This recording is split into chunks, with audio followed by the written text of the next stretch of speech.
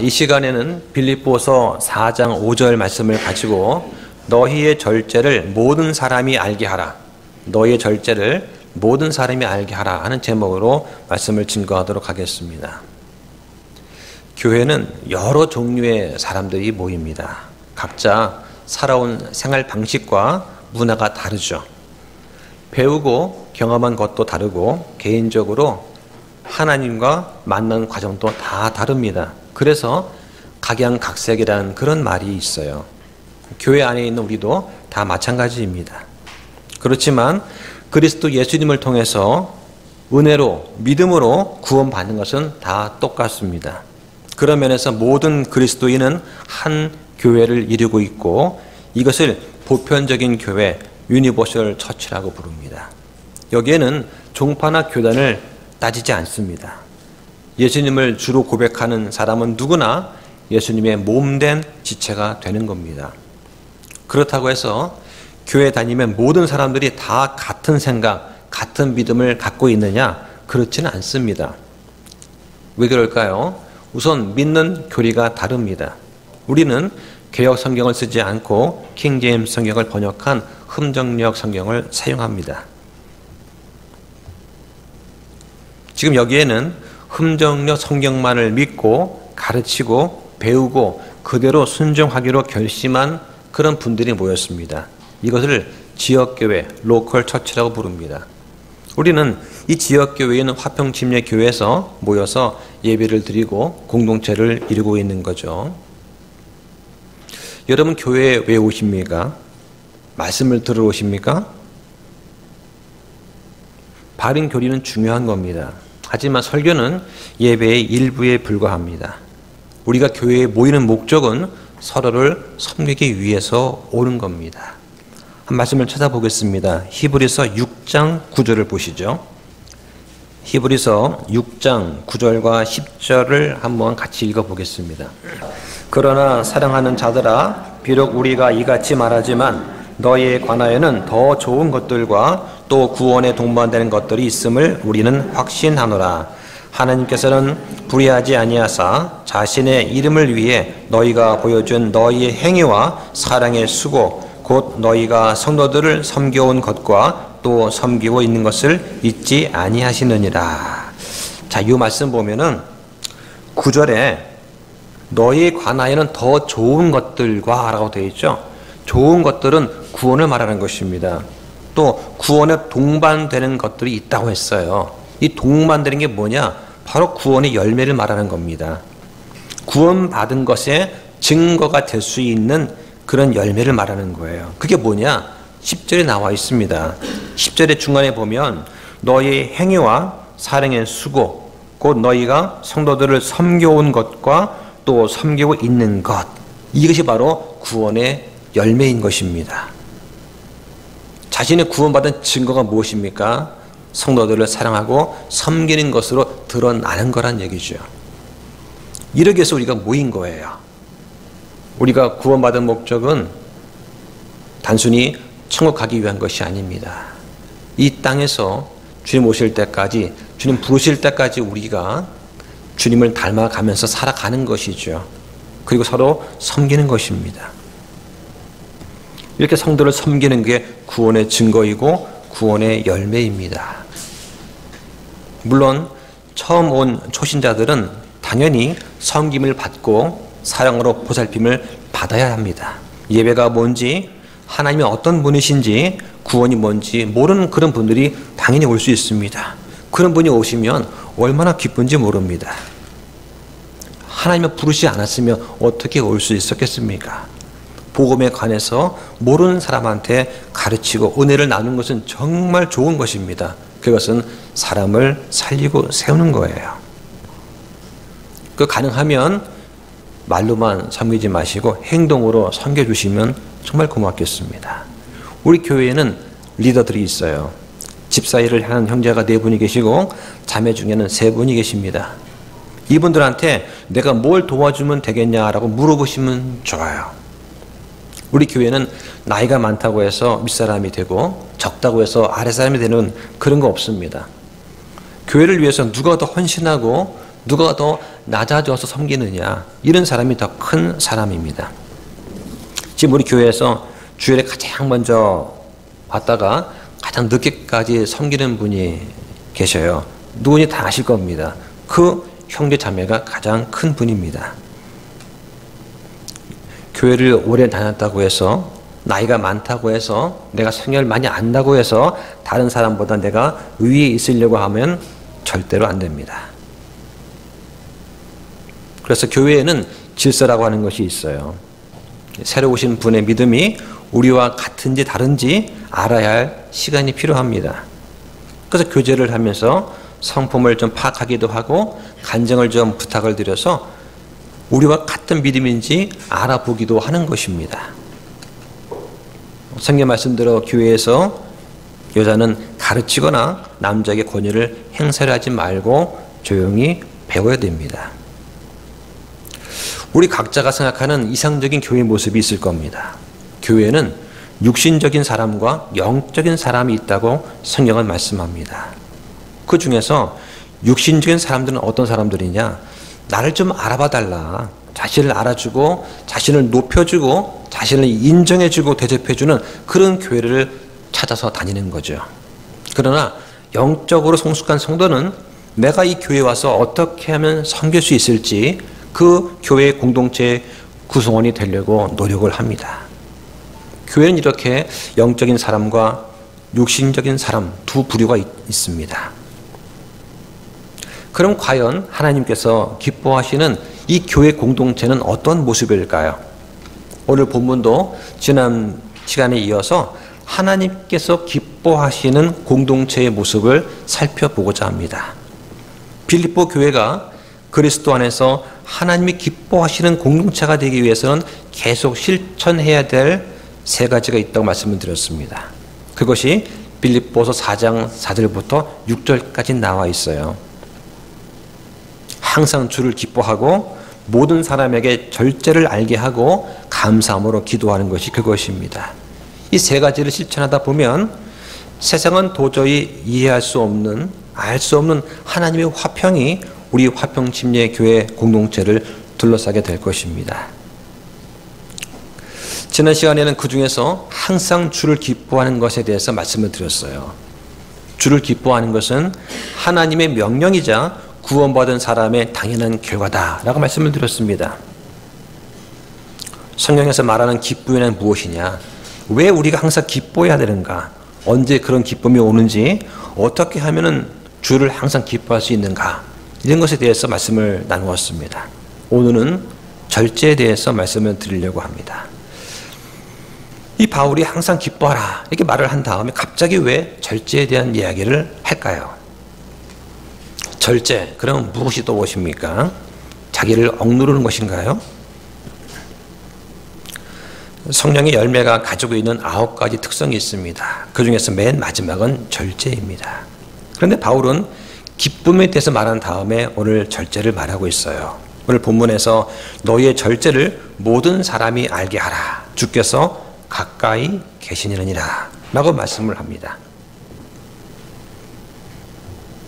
하나님께서는 바울의 입을 통해서 너희의 절제를 모든 사람이 알게 하라 말씀을 하세요. 여기서 말한 절제의 의미는 무엇일까요? 개역 성경에는 절제라는 단어를 관용이라고 번역을 했습니다. 관용이라는 뜻은 용서하고 받아들인다는 뜻이에요. 여기 절제는 스트롱 코드가 1933번입니다. 그리스어로 에피에이케스라고 불러요. 이것은 뭐냐면 그리스도인과 비그리스도인이 함께 살 때 지켜야 될 규칙에 대해서 말하는 것이에요. 이 단어는 의미가 여러 가지가 있습니다. 한 단어로 번역하기가 매우 까다로운 그런 단어입니다. 이 말은 신약 성경에 5번이 나옵니다.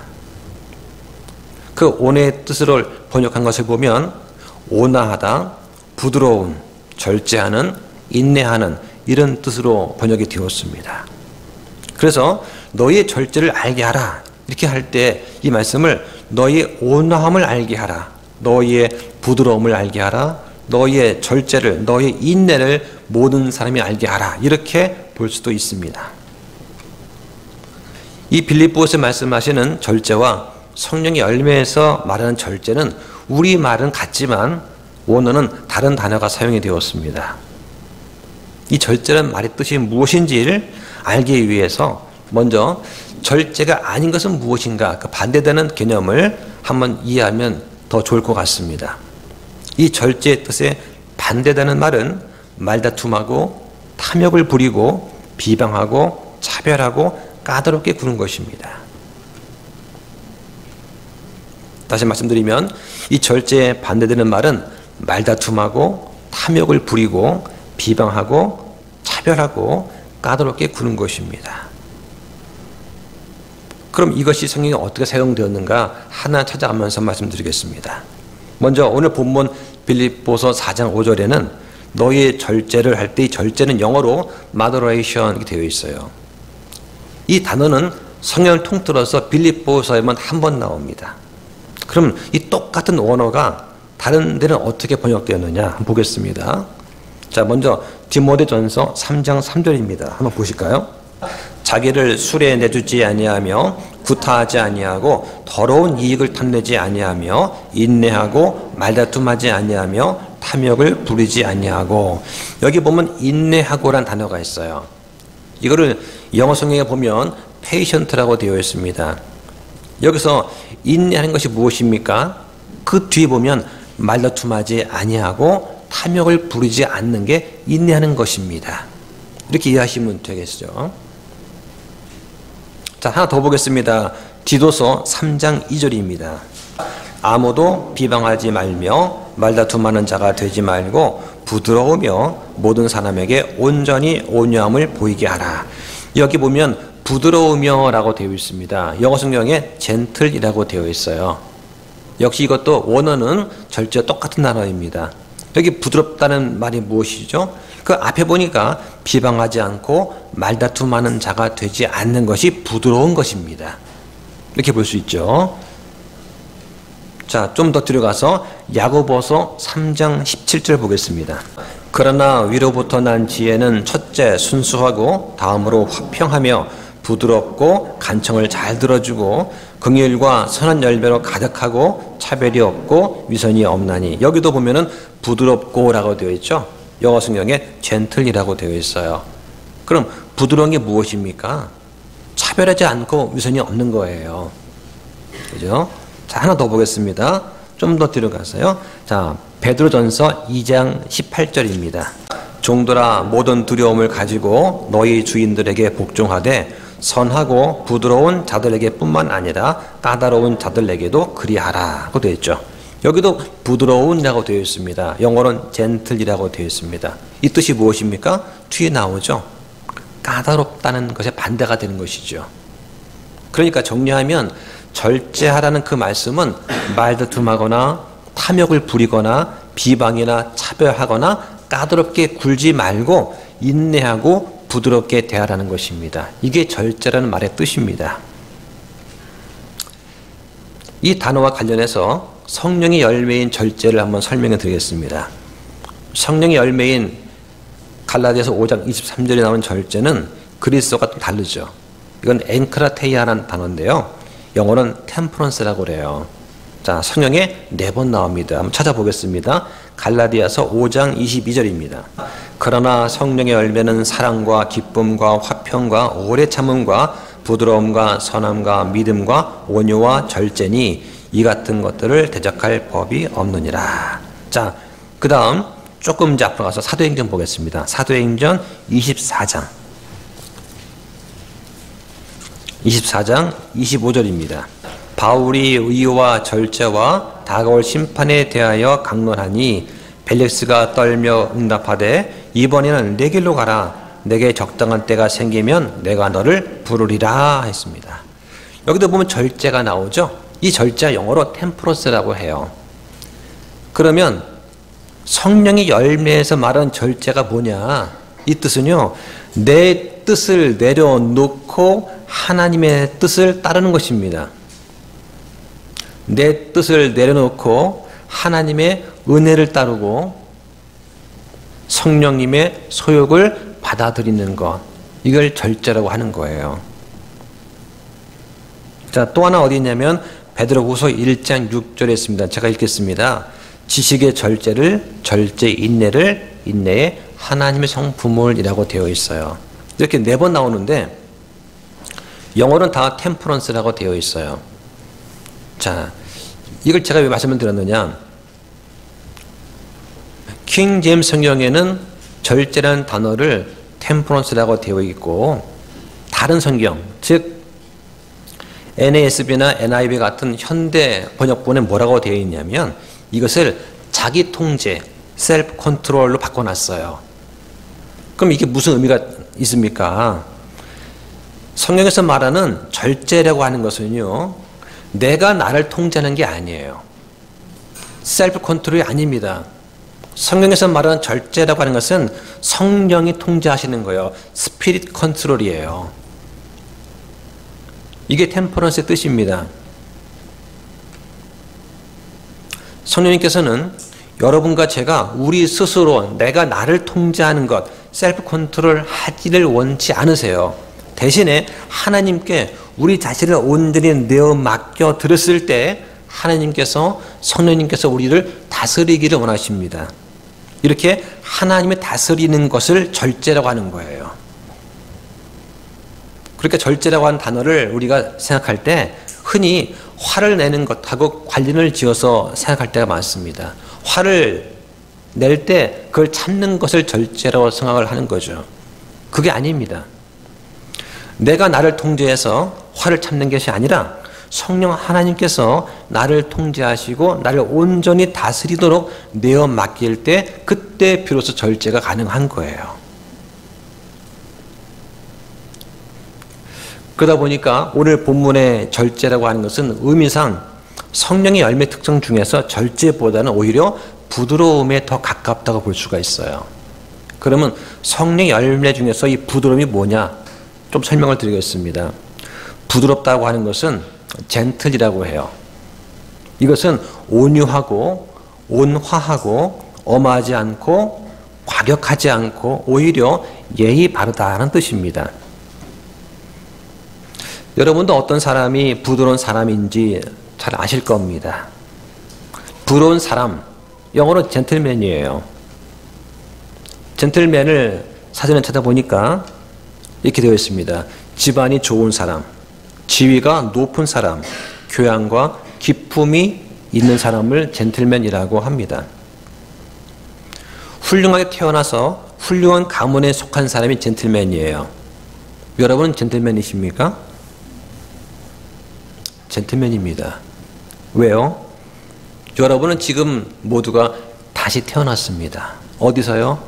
하나님께로부터 다시 태어났습니다. 여러분이 다시 태어났다면 여러분은 젠틀맨이 되신 겁니다. 하나님께로부터 태어난 그런 거듭남이 훌륭한 출생이기 때문에 여러분은 당연히 아주 좋은 가문에 지금 속해 계신 거예요.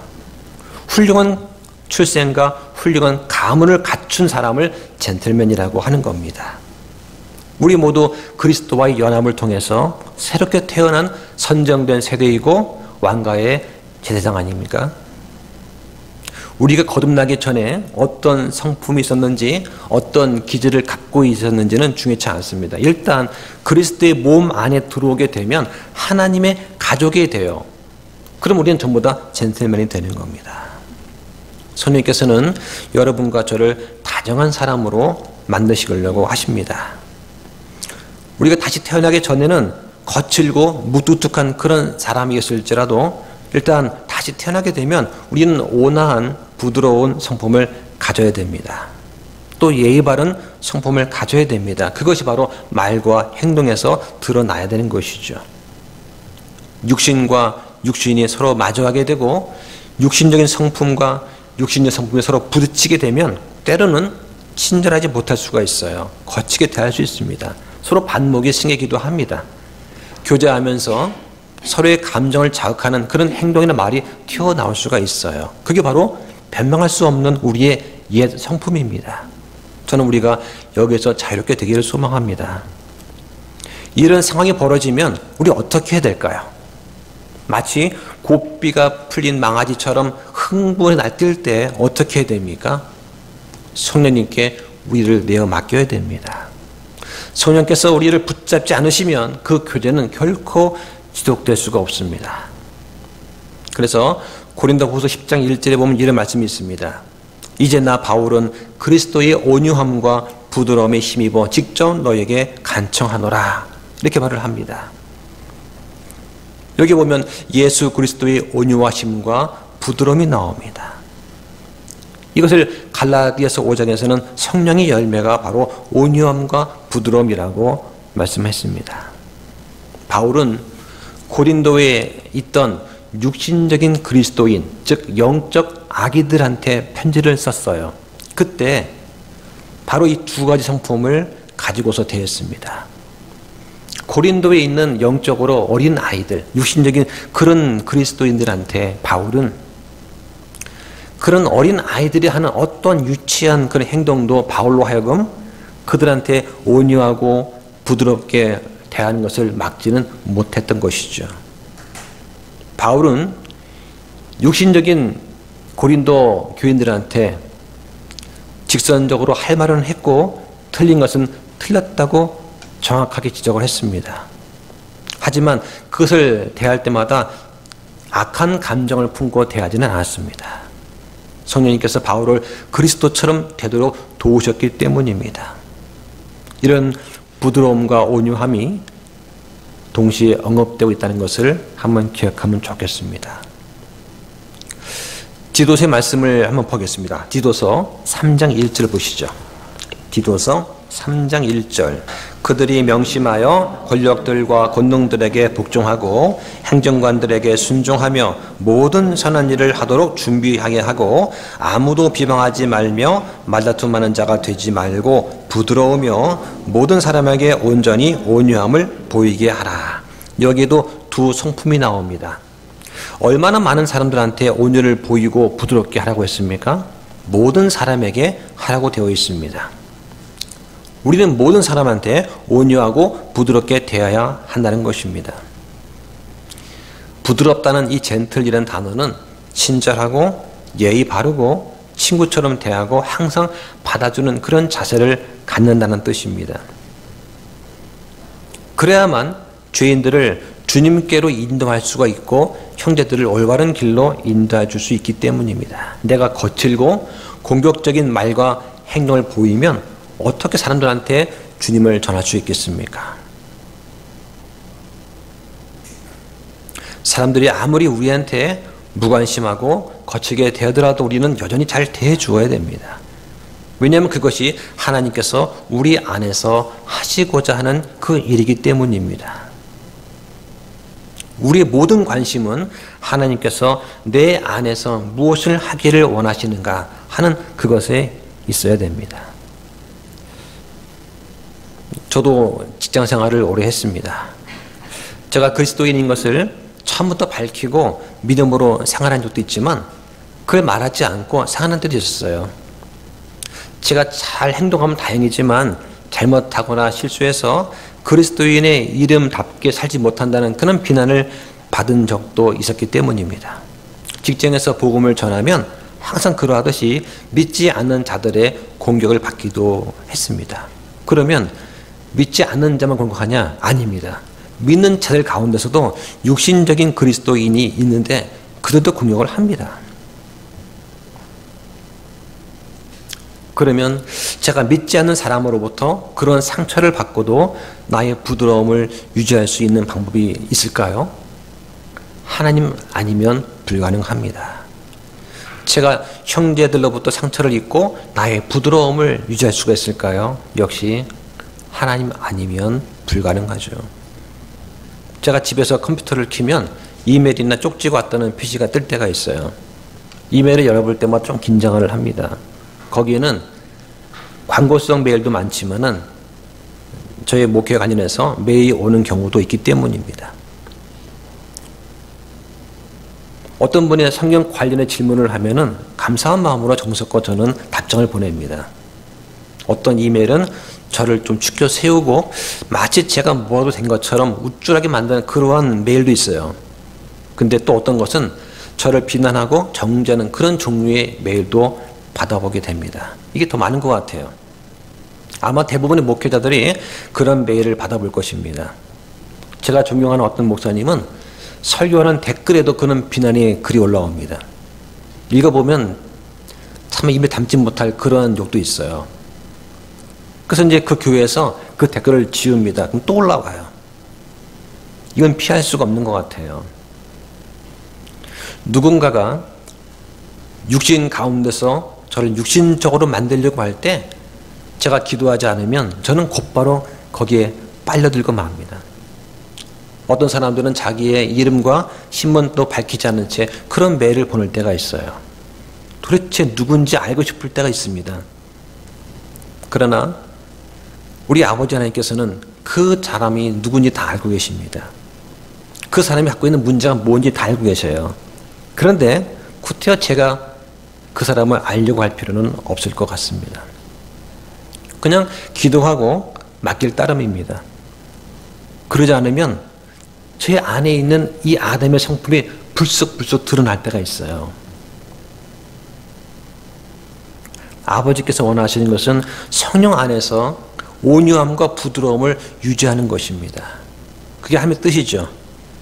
근데 그런 비난의 글들을 보게 되면 조금 전만 해도 내 안에 기쁨으로 가르쳤던 이 상태가 한순간에 바뀌어버립니다. 아담의 성품으로 뒤바뀌어버리죠. 구원은 받았지만 이런 댓글이나 이메일, 쪽지 같은 것들로 인해서 마치 구원받지도 않은 그런 상태의 모습으로 쉽게 바뀌어버립니다. 이런 일이 있을 때마다 저는 창피하고 또 부끄럽게 느껴집니다. 이것이 저를 겸손하게 만들어주죠. 어떤 분들은 이렇게 말합니다. 하나님 감사합니다. 제가 주님 믿고 더 이상 술도 안 마시고 담배도 안 피게 되었습니다. 감사합니다. 물론 감사한 일입니다. 술에서 해방된 건 정말 감사한 일이죠. 하나님의 은혜입니다. 그런데 아버지께서 원하시는 것은 더 높은 거예요. 주님, 제가 더 이상 성질을 안 부리게 되었습니다. 감사합니다. 주님, 제가 저의 부드러움을 간직할 수 있게 해주신 것 감사드립니다. 저의 온유함이 지속되게 해주신 것 감사합니다. 하고 찬양을 드리는 거죠. 이게 바로 손님께서 원하시는 것입니다. 부드러움과 온유함을 유지하는 것은 하나님의 도움이 없이는 불가능합니다.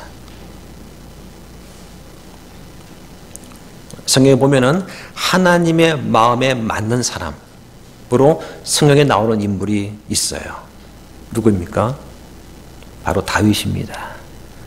다윗 하면 어떠한 이미지가 떠오르죠? 왜 하나님은 다윗을 내 마음에 맞는 사람이다 라고 하셨을까요? 다윗은 어떤 인물입니까? 대단한 인물이죠. 사자를 맨손으로 찢었습니다. 골리앗을 때려 눕혔습니다. 터프한 터프가이었어요. 그런데 말씀해 보니까 다윗을 크게 위대하게 만든 것은 다윗의 용맹함이나 담대함이 아니었습니다. 그것은 바로 주님의 부드러움이었다고 다윗은 고백합니다. 시편 18편 35절에 주의 부드러움이 나를 크게 만들어 싸우며 라고 말을 합니다. 다윗은 하나님께서 자신한테 거칠고 터프하고 사나운 이런 성정 대신에 친절하고 부드럽고 온유하고 예의 바른 그런 마음을 주셔서 그것을 인해서 다윗이 위대하게 되었다고 고백을 하고 있습니다. 심지어 다윗은 어떤 사람이었습니까? 그토록 자신을 죽이려고 했던 그 사울 왕에 대해서 어떻게 했나요? 다윗은 동굴 안에서 자신 앞에 무기력하게 누워있는 사울을 보고서 등이 내려쳐서 죽일 수 있습니다만 그렇게 하지 않았습니다. 다윗은 사울한테 복수하지 않았어요. 잔인하게 대하지도 않았습니다. 미워하지도 않았습니다. 오히려 원수를 앞에 두고 그는 하나님의 부드러움 가운데 더욱더 성숙한 사람이 되려고 노력을 했던 것이죠. 이렇게 모든 사람을 향해서 예의를 갖추고 부드럽고 친절하고 오래 참는 것, 이것이 바로 성령님께서 저와 여러분이 걷기를 원하는 그러한 길입니다. 빌립보서 4장 5절에 마지막으로 있는 이 절제는 이 그리스도인이 가져야 될 아주 중요한 덕목입니다. 이것을 관용으로 생각할 수도 있고 부드러움이라고 볼 수도 있습니다. 조금씩은 다 의미가 중복이 되는 말입니다. 우리가 20대, 30대 젊을 때는 어떤 말을 들으면 칭찬인가요? 주변 사람들로부터 야, 저 친구 참 똑똑해 하면 큰 칭찬일 것입니다. 한참 이럴 나이니까요. 그런데 나이가 50이 넘고 60대가 넘어가는데도 사람들이 야, 저 사람 똑똑해, 똑똑한 사람이야, 이런 말을 한다면 이게 칭찬일까요? 나이가 들수록 좀 고개가 숙어져야 하지 않겠습니까? 저 사람은 인품이 훌륭해, 자신보다 남을 생각하는 그런 사람이야, 아, 저 사람은 함께 있으면 배울 게 있는 것 같아, 저 사람은 함께 있으면 내 마음이 편안해, 이런 평가를 받는다면 인생을 잘 산 거라고 할 수 있을까요? 저는 그렇게 생각합니다. 나이가 들어서 머리가 휘어져 가는데도 저 사람 똑똑해, 이 말을 듣는 것은 왠지 자신만 아는 사람, 소통과 공감이 떨어지는 사람, 이기적인 사람, 남보다 자신의 명예를 중시하는 그런 사람인 것처럼 느껴집니다. 그래서 똑똑하다는 게 젊을 때는 칭찬이지만 나이 들어서는 칭찬이 아닌 이유가 될 것입니다. 이 절제라는 말을 다시 한번 정리해 보겠습니다. 이 절제라는 단어인 그리스어 에피케스라는 이 단어는 그리스어에서 가장 번역하기 힘든 단어 중에 하나예요. 얼마나 어렵냐, 번역본마다 다 틀려요. 그래서 우리 킹제임스 흠전역에서는 빌립보서 4장 5절에 절제라고 번역을 했는데 위클리프 성경은 인내라고 번역을 했어요. 틴데일 성경은 부드러움이라고 번역을 했고 제네바 성경은 인내심이라고 번역을 했습니다. 또 카톨릭 교인을 위한 영어 성경인 이 듀얼 랭스 성경에는 겸손이라고 번역을 했어요. RSV 번역본에는 인내라고 했고요, 개역 성경은 관용이다, 이 번역을 했어요. 번역본마다 다 틀려요. 저는 여기 절제라는 단어를 성령의 열매인 절제는 좀 다르다라고 말씀을 드렸고, 오히려 성령 열매 중에서 부드러움에 더 가깝다라고 말씀을 드렸습니다. 이 부드러움에 대해서 조금 더 설명드리겠습니다. 이 부드러움은 나의 권리를 희생하면서 나오는 관대함과 동정심이다, 이렇게 정의할 수가 있습니다. 이 부드럽다는 말은 완고하고 무분별한 것과 반대되는 말이에요. 이 그리스도인의 부드러움의 그 원인은 그리스도이십니다. 이것은 모든 그리스도인이 갖춰야 될 성품이라고 할 수 있어요. 바울이 너희 절제를 모든 사람이 알게 하라 하고 말한 것에 주목하시 바랍니다. 특히 신앙생활을 오래 하신 분들은 특히 이 성품을 가지셔야 됩니다. 말씀을 가르치는 자들도 특히 그래야 됩니다. 디모데후서 2장 24절에 이렇게 되어 있습니다. 주의 종은 결코 다투지 말아야 되며 모든 사람에게 부드러우며 가르치기를 잘하며 인내하며 라고 되어 있습니다. 또 디도서 3장 1절에 이렇게 되어 있습니다. 그들이 명심하여 권력들과 권능들에게 복종하고 행정관들에게 순종하며 모든 선한 일을 하도록 하게 하고 아무도 비방하지 말며 말다툼하는 자가 되지 말고 부드러우며 모든 사람에게 온전히 온유함을 보이게 하라. 이 말씀은 우리 모든 성도에게 주시는 말씀이에요. 이 부드러움은 모든 성도가 갖춰야 될 그런 덕목입니다. 그래서 권면하는 게 어려우면서 중요한 것입니다. 어떤 사람들은 친절합니다. 그래서 부드럽게 대하기가 쉬운 사람들이 있어요. 또 어떤 사람들한테는 부드럽게 대하기가 어려운 그런 사람들이 있습니다. 그럴 때 우리는 이 절제, 이 부드러움을 나타내는 것이 우리의 믿음을 일에서 드러내는 그런 것이 되어야 됩니다. 누구를 향해서 그렇습니까? 불친절한 사람들과 감사할 줄 모르는 그런 사람들, 또는 성미가 좀 비꼬인 힘술궂은 그런 사람들한테도 우리는 이런 절제와 부드러움을 보여줄 수 있어야 됩니다. 그런데 본문에 보면 우리가 그렇게 해야만 되는 이유가 있어요. 바로 빌립보서 4장 5절에 주께서 가까이 계시기 때문이다 라고 말씀합니다. 주께서 내 옆에 가까이 계신다고 말씀합니다. 주께서 가까이 계신다는 이 말씀이 무슨 뜻입니까?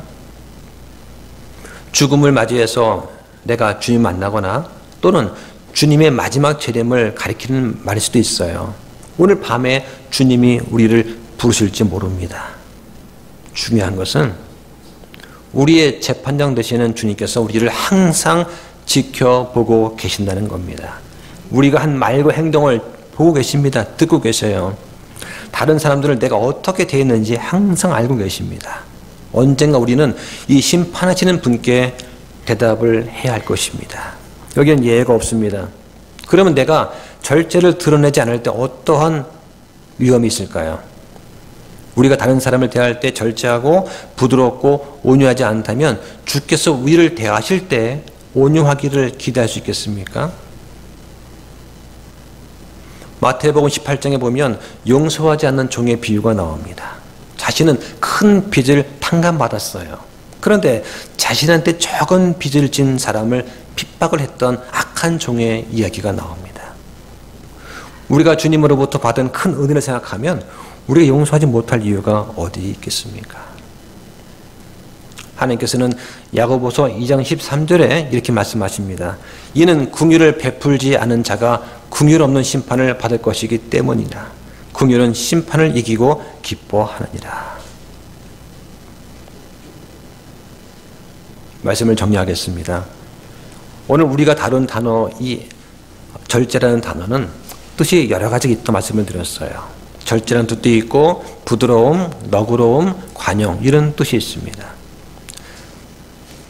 우리가 이 땅을 살아가면서 어떻게 모든 사람들한테 온유하고 친절하고 너그럽게 대할 수가 있습니까? 그건 너무나 이상적인, 그건 불가능한 일이 아닙니까? 라고 생각할 수 있어요. 가족이나 친구들한테는 그렇게 할 수 있다 할지라도 나와 친분이 없는 사람한테 어떻게, 또 인격적으로 부족한 사람들한테, 심지어 자신을 미워하고 비난하는 사람한테 어떻게 그렇게 대할 수 있습니까? 이렇게 우리는 질문할 수가 있습니다. 하나님께서는 우리한테 그렇게 하라고 명령하십니다. 우리는 우리의 온유함과 친절함과 너그러움을 모든 사람이 알게 해야 합니다.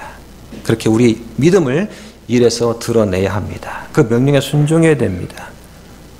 그렇게 할 수 있는 이유는 무엇입니까? 주님께서 오시면 모든 일을 다 공의롭게 판단하시고 선악간에 보응하실 것이기 때문입니다. 주께서 가까우시니라는 말씀은 그런 뜻입니다. 장차 온 세상을 심판하러 오실 주 예수님께서 가까이 와 계십니다. 주님의 재림이 심히 가깝습니다. 여러분은 주님을 믿으십니까? 만약에 예수님께서 네가 나를 믿느냐라고 물으시면 뭐라고 답변하시겠습니까? 아마 저는 베드로처럼 주님이 아시잖아요 밖에는 못할 것 같습니다. 주님께서 저한테 네가 나를 믿느냐라고 묻지 않으시고 저에게 네가 나를 사랑하느냐라고 물으십니다. 저는 그 질문에 베드로처럼 주께서 아십니다라고 답변을 드렸어요. 그랬더니 주님께서 원하시는 것이 무엇입니까? 너는 내 양을 치라, 내 양을 먹이라고 하신 거예요. 그 말씀에 제가 순종하기를 원합니다. 어느 청년이 어느 목사님한테 이런 질문을 했다고 그래요. 하나님을 만나고 싶습니다. 근데 어디 계신가요? 그 대학생이 그 목사님한테 정말 간절하게 또는 당돌하게 물은 거예요. 아니 목사님은 하나님 만나십니까? 나는 매일 만나지. 어디 계신가요? 라고 물었어요. 아니 왜 그 질문을 합니까? 물었더니 어느 날 교회에서 기도회를 하는데 목사님이 하나님 만나기 전에는 집에 가지 말라고 했대요. 근데 못 만났답니다. 본인은. 그래가지고 밤새도록 교회에서 있는 거예요. 목사님이 보다 못해서 다음에 만나고 오늘 가라고 보냈대요. 근데 이 청년이 이제 다음날 또 온 겁니다. 만나고 싶습니다. 여러분 어떻게 만나십니까? 하나님께서 이 성경 말씀을 통해서 우리 만나시는 거죠. 말씀을 매일 묵상할 때마다 어떻습니까? 읽으면 이 말씀 속에서 나한테 주시는 말씀이 있잖아요. 그러면 거기 밑줄을 긋고 감동하면 메모도 합니다. 이런 것들이 창세기부터 계시록까지 빽빽히 차 있는 거예요. 그 목사님 청년한테 말했습니다. 이걸 봐라. 여기에 줄쳐 있는 부분이 있지? 이게 하나님이 나한테 말씀하셔서 나를 만나신 그런 부분이다라고 한 거죠.